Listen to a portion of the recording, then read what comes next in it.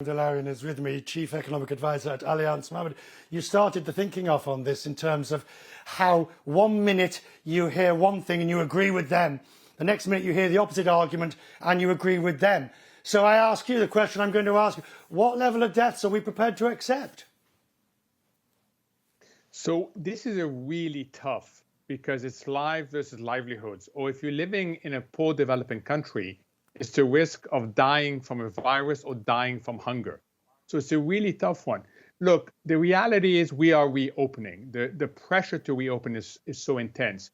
But let's focus on learning. There's lots we don't know, Richard.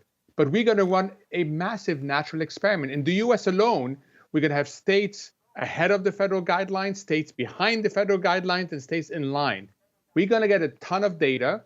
We need to judge not only the risk we're taking with respect to infection, but how people will behave, how businesses will behave. I don't know what the right answer is, but I do know that a political decision has been taken, and we've got to learn and collect data and adapt quickly if we're going to get that balance right over time, because it's going to be over time that we're going to get it right. We're going to live with the virus for a while. You see, this is another thing we're going to be really coming to a conclusion on. This idea of we're going to have to live with the virus until there's a vaccine, which is a long way off. And this is straining every sinew of economic thinking, societal thinking, health thinking.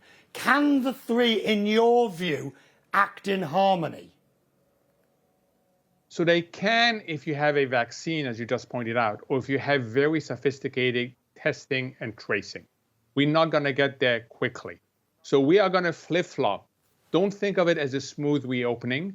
We're going to reopen, we're going to learn. We may well have to shut bits of the economy down. It's going to be very difficult for a decision maker to shut the whole economy down again. You would need a major outbreak of infection. That's why the health experts wanted us to go slowly. Right, but let's take the Seoul example in South Korea, where an outbreak, admittedly a cluster outbreak, predicated around nightclubs. If we started to see something like that around, say, the subway in New York, or use of the subway, you would, the governor, Andrew Cuomo, would have no choice, regardless of economic effect. You see, you've started it off again, Mohammed. The pendulum swinging backwards and forwards between the different protagonists. Yeah, the question is how big are the swings? And the hope is over time, the swings become small. Look, the really scary example is Singapore. Singapore thought it had this licked, and then it had to shut down completely. So Korea at least could isolate it, could test, could trace, and could keep going. You know, I think of this as we used to live in this really sophisticated jigsaw puzzle that was put together. The infection has messed everything up. Now we're trying to put the puzzle back together, and we don't have all the pieces. So it's not going to fit. Even, I tell you, look at China. China has opened up 80, 90%, and yet economic activity came down in April. Why? Because the world is opening up in an unsynchronized manner. This country, the United States, is opening up in an unsynchronized manner. So it's going to be a lot of bumps along the way. And hopefully, I say hopefully because there's nothing predestined about this, the pendulum will get smaller in its swings.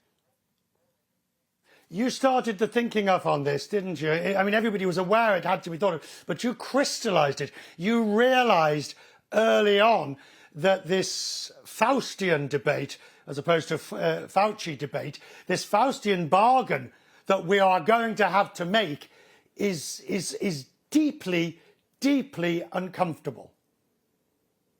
Very much so. We make it in our own lives, but never to that extent. I came across it in the 80s, Richard, when I worked on a fragile and failed state.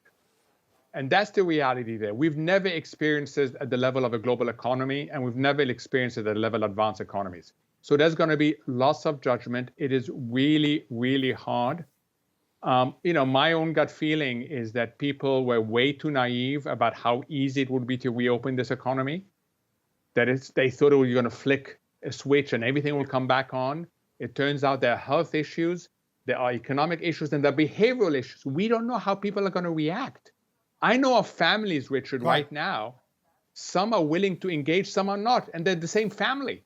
What are they going to do?